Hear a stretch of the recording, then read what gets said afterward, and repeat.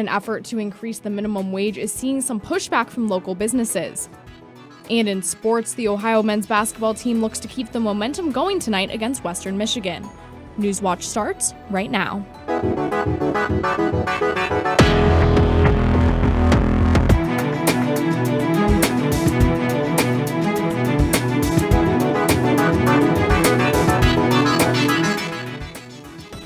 Good evening, I'm Anna Azalian. Welcome to Newswatch, your source for news impacting southeastern Ohio. First, it was a deputy auditor, and now the Athens County prosecutor isn't ruling out others could be connected to financial mismanagement issues in Nelsonville. Keller Blackburn's office is now looking into records for the last 8 years. Here's what's happened so far. Stephanie Wilson is now facing multiple felony charges related to the fabrication of payroll records.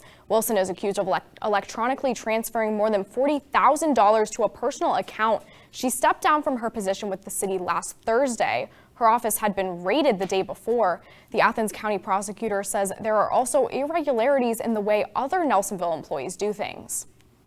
I'm not sure whether other people will be criminally charged for it, but it does appear that there are financial practices that are contrary to state law as well as to city practices, and I'm counting on the state auditor's office. I had talked to Auditor Faber. He's got they're very interested in helping out, and I expect they'll work to help Nelsonville correct those, and we'll go from there on whether individuals need charged or there are findings for recovery against them. Wilson is set to be arraigned on the 26th, and Blackburn says he expects the case to move slowly. Although none of the allegations involve their schools, WOUB News has learned Stephanie Wilson was asked to resign from her position from the Fed Hawk School Board. Wilson had just began her term in January but resigned effective immediately. According to a press release, the board has 30 days to replace her. District residents interested in serving on the Federal Hawking Local School Board can go to fedhawk.com for an application. The application deadline is February 21st. And the state's minimum wage is now $8.70 an hour, but the latest petition to bump it up to $13 an hour could force layoffs in Athens. WOUB reporter Samantha Weinrob has the area's mixed reaction to another minimum wage increase. Raise the Wage Amendment wants to increase the minimum wage to $9.60 an hour beginning next year and increasing to $13 by 2025. Donkey Coffee manager Chris Pyle says he thinks this amendment could hurt local business. People would raise prices. So that's the thing. If you do raise the minimum wage, you're going to see prices go up as well. So hopefully not as much as the minimum wage is being raised so that it actually helps people. The Raise the Wage group is now collecting signatures to put the issue on the November ballot. 450,000 valid signatures are needed by July to get it on the ballot. And those who would benefit from the increase are cheering it on.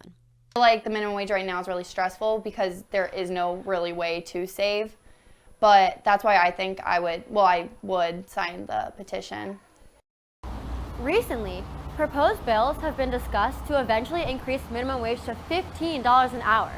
Economics professor William Shambora says they may have some interesting effects on local Athens businesses.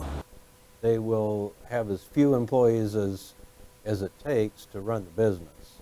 So some businesses may reduce their staff, and maybe the owner will put in more hours. As of November, more than 10 local businesses have shut down. And Pyle says if the minimum wage goes up, expect more of the same. I would think you would have some businesses closing. Yeah, I think it might be tough on some businesses that are struggling to get by now and then have to pay employees. Those against such increases have been successful. In 2016, they were able to get a bill passed preventing local communities from increasing the minimum. For now, the minimum wage in Ohio is $8.70. If the petition is successful in putting such a measure on the ballot, businesses would have very little time to prepare their budgets for any increase in the minimum wage.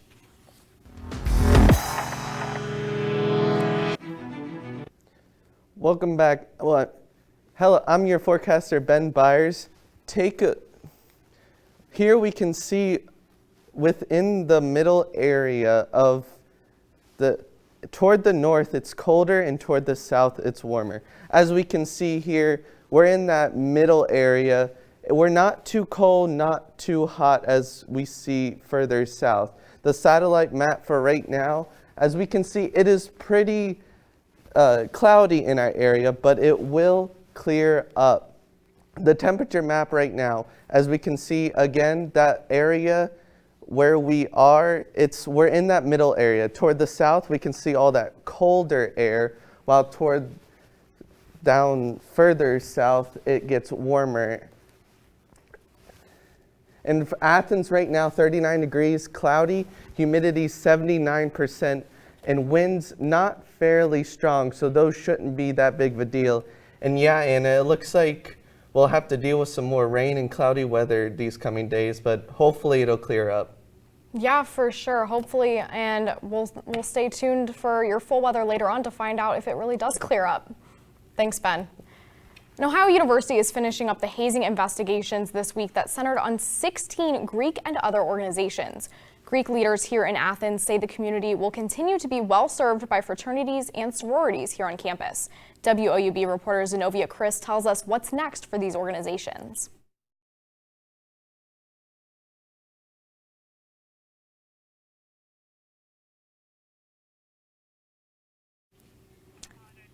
And we apologize for those technical difficulties.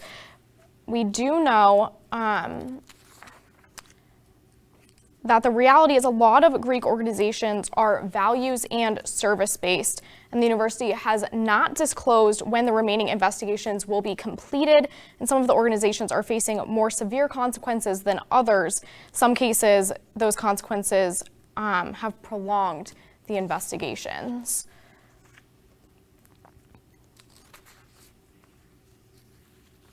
And research shows naloxone dispensing increased more than 2,000% in Ohio since it was made available without a prescription in 2015. A new study by the University of Cincinnati shows obtaining naloxone without a prescription made a huge impact in the state.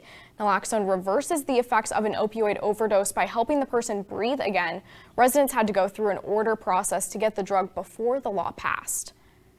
And voting in the New Hampshire primary is taking place. The results could reshape the 2020 Democratic presidential election. And a massive multi-billion-dollar merger has finally been approved after years of negotiating. These stories and more when Newswatch returns.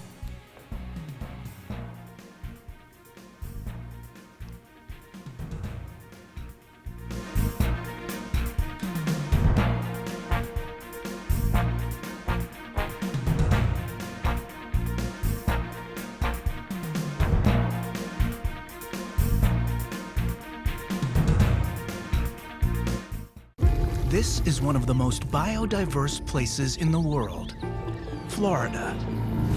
But powerful forces are threatening the state's wild creatures and iconic landscapes. If Florida lost the reef tract completely, it's likely that we would see a place like Florida Keys completely washed away. The war that we're fighting is bigger than the battle that we're winning. Can Florida continue to weather the growing storm?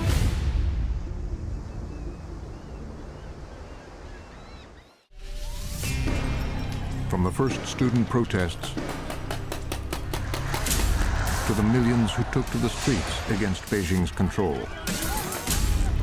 All acts are one step closer to terrorism. Frontline takes you inside Hong Kong's battle for freedom. In the eyes of the Chinese Communist Party, all fighting for democracy is over the red line.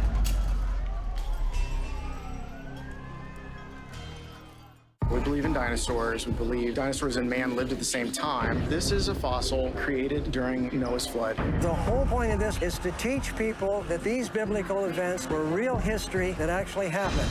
A life-size Noah's Ark in Kentucky. We want 7 billion people to come here. Creationists have been pretty vocal. They're going to build new museums, and they're really going to try hard to leverage everything they can. We believe in dinosaurs.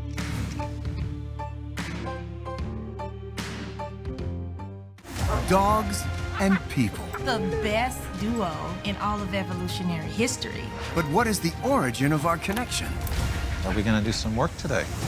Now, breakthroughs in behavioral science and genetics. We've identified the genetic material that makes dogs form strong emotional bonds. Unravel the story of our canine companion. Dog Tales on Nova.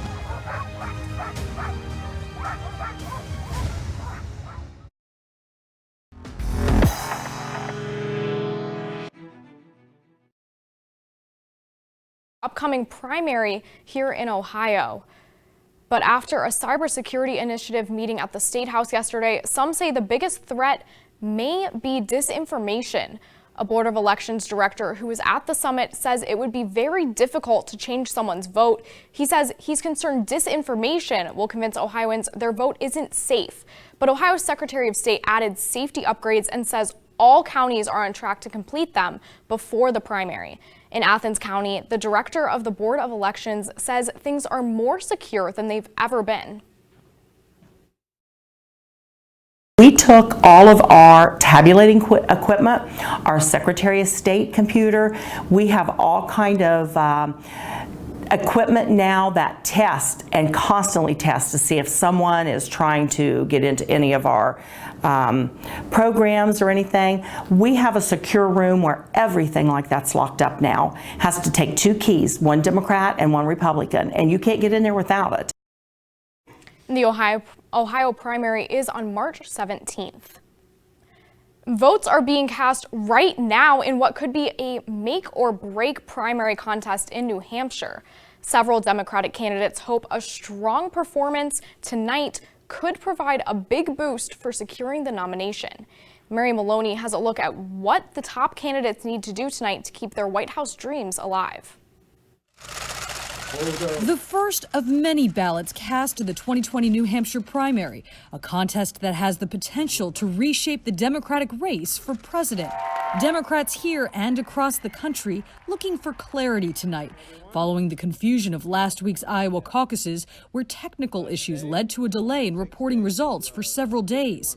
Senator Bernie Sanders and Pete Buttigieg both claimed victory in Iowa, hoping for more success tonight. And I think what you're seeing here in New Hampshire, you saw it in Iowa, I think you're seeing it all over this country. We have momentum right now and are in a great position for a good night. Sanders, along with Senator Elizabeth Warren, This is democracy. Could reap the benefits of home court advantage, each representing a nearby state. New Hampshire is also critical for former Vice President Joe Biden, who finished 4th in Iowa and who has already tried to lower expectations for New Hampshire. I'm anxious to get to South Carolina and Nevada. And Senator Amy Klobuchar, hoping to keep her campaign going for the long haul. Well, what they want is a candidate that can bring people in. As for voters here in the Granite State, many say they know exactly what they're looking for. We want someone who actually knows what they're doing and has plans and can put them into action, has experience and knowledge. But which candidate they'll choose in the voting booth? Buttigieg or Amy or Elizabeth Sanders will be revealed to the nation soon. In Manchester, New Hampshire, I'm Mary Maloney.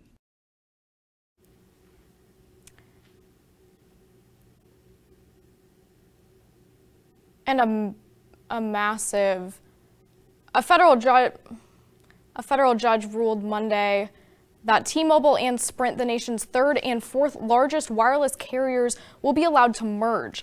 Efforts have dragged on for years to bring the two companies together. The judge said in his ruling he didn't think the companies would pursue anti-competitive behavior, rejecting the lawsuit by a dozen U.S. states. The new company will keep the T-Mobile name. Sprint's stock soared more than 70% after the ruling, and T-Mobile shares spiked 12% in early trading Tuesday. The deal could be finalized in early April.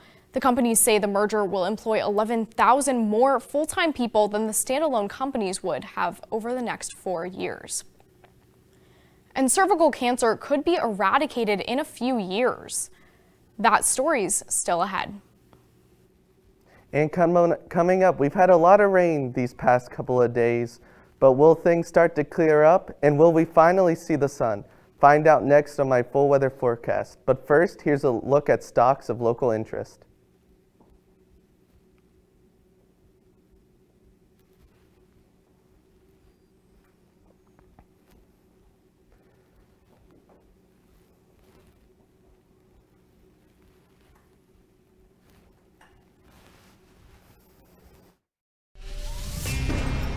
From the first student protests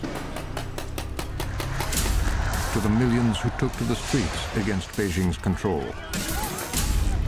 Or X, a one step closer to terrorism. Frontline takes you inside Hong Kong's battle for freedom. In the eyes of the Chinese Communist Party, all fighting for democracy is over the red line.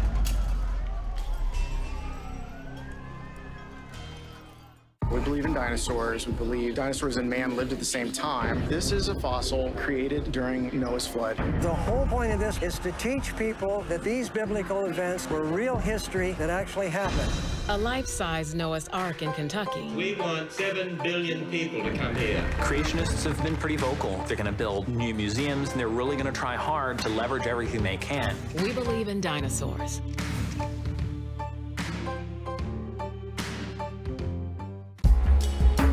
What might be a crime in some countries is just everyday liberty in America.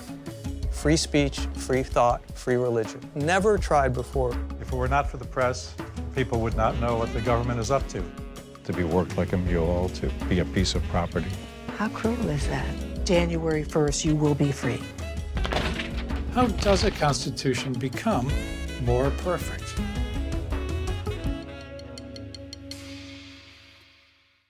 On expedition.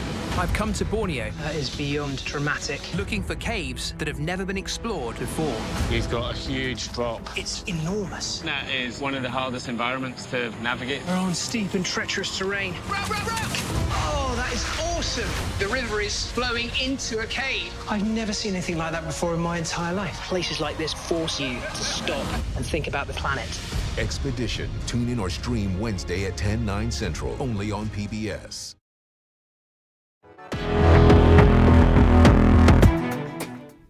Welcome back. I'm your forecaster, Ben Byers.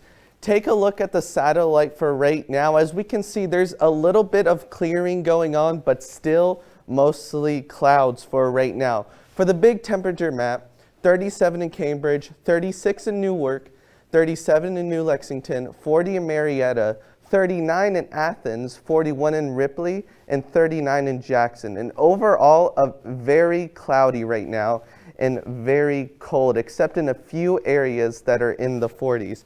For Athens tonight, 28 degrees, cloudy, humidity pretty high, 82%, and wind pretty strong, 5 to 10 miles an hour, but still should not be too big of a problem for you tonight.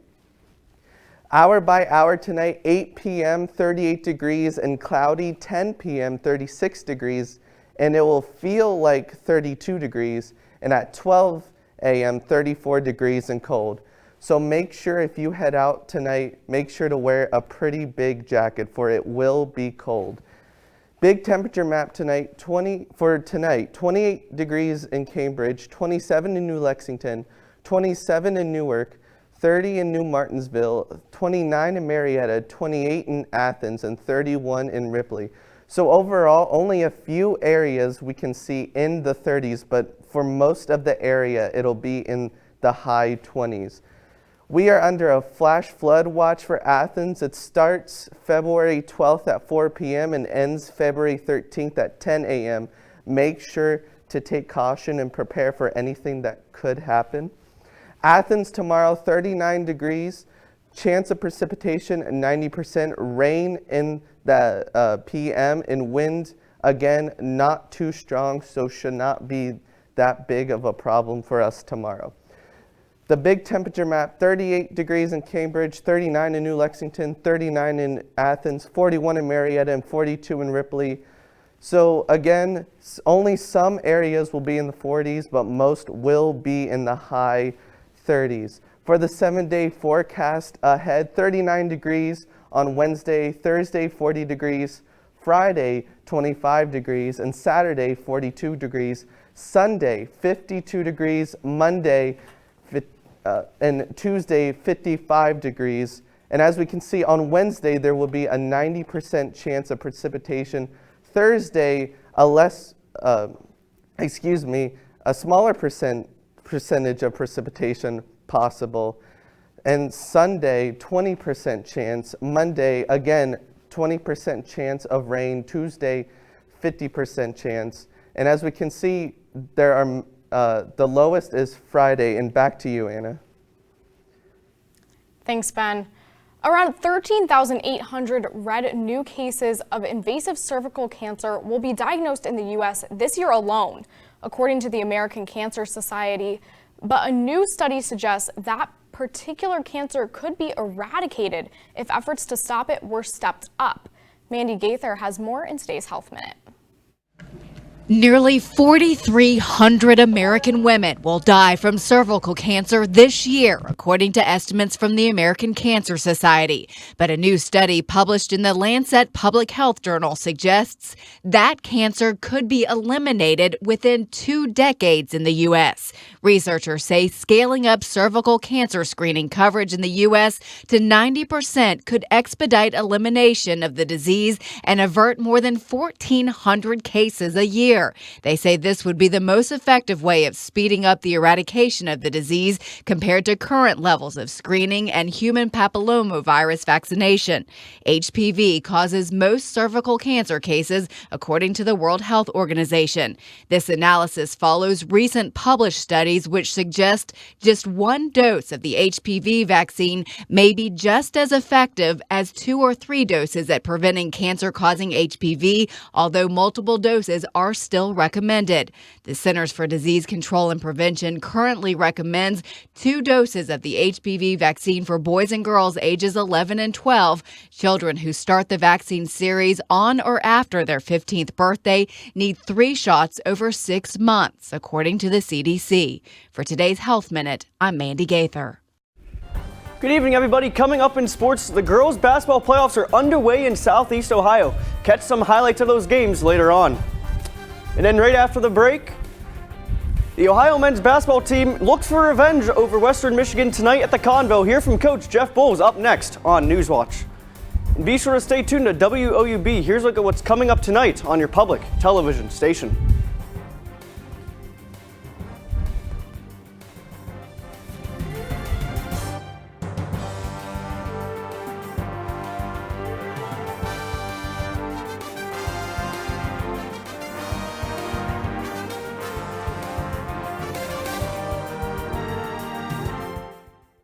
On expedition.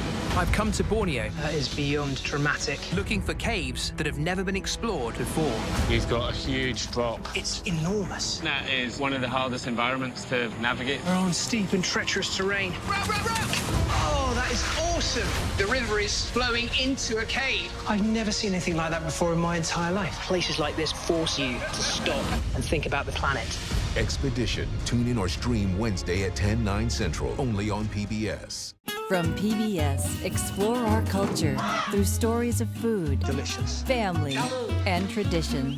With a new season of No Passport Required. Food's a path to culture, identity, and history. And the premieres of Somewhere South. I can smell that you've been cooking. This is delicious. And Good Gumbo. It's a secret recipe. I'm not going to pull it out of you. I know your mom would probably kill me, huh? Discover what connects us all and so much more on PBS and the PBS Video app. I grew up with this. I know this salt's flavor. I didn't know that the Portuguese, Brazil, and Capo Verde had such a big imprint in Boston. And the food really preserves the stories between these 3 communities. But this is such a fun way of eating. You have sausage, chicken, pineapple. Always have 1 extra seat because there might be hungry, sweet Ethiopian coming by. No passport required.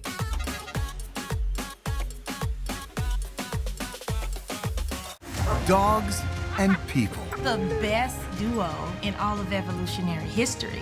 But what is the origin of our connection? Are we going to do some work today? Now, breakthroughs in behavioral science and genetics. We've identified the genetic material that makes dogs form strong emotional bonds. Unravel the story of our canine companion. Dog Tales on Nova.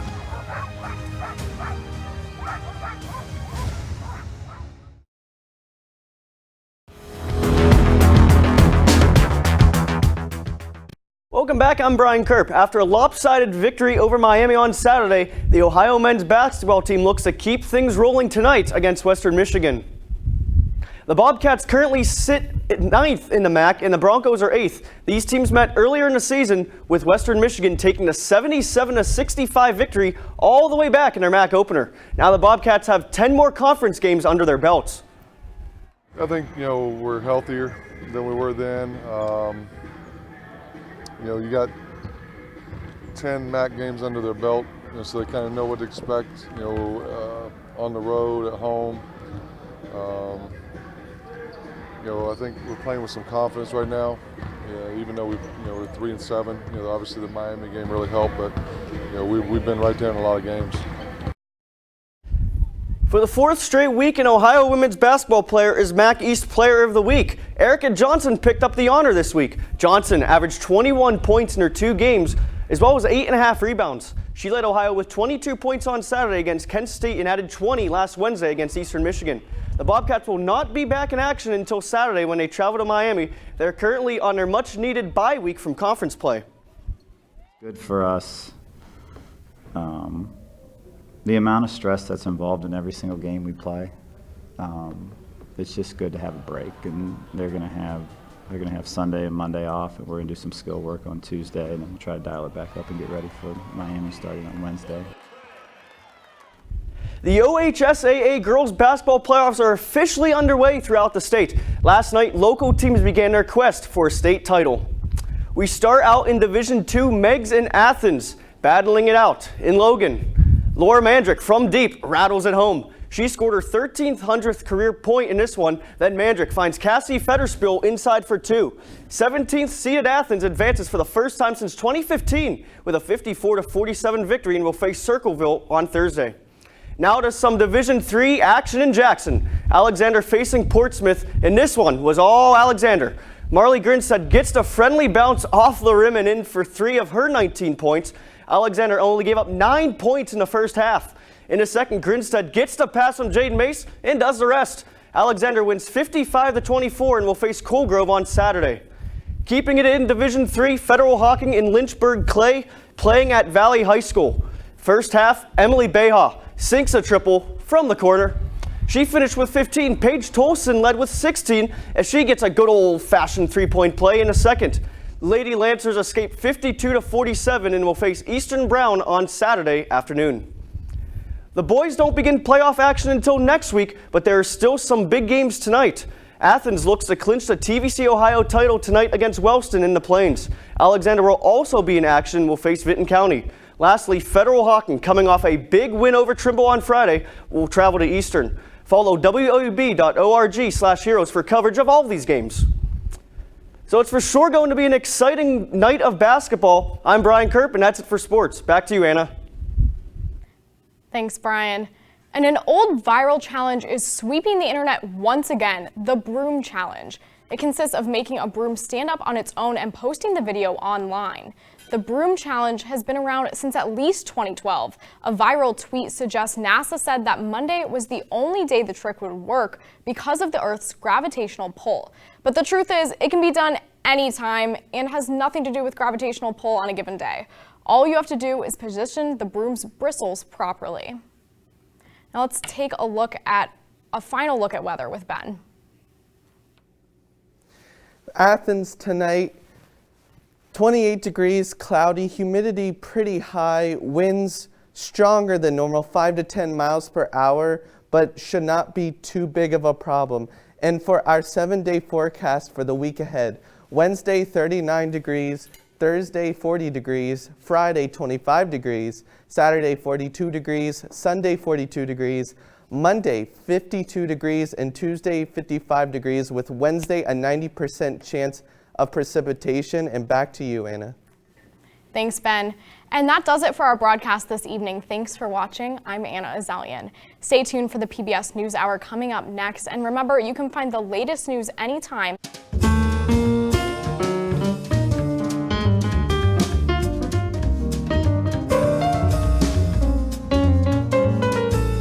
Support comes from Atomic Credit Union, located on East State Street in Athens, a full-service financial institution offering mortgage loans, auto loans, business services, and all banking needs. Atomic Credit Union has additional locations in 14 counties in Southeast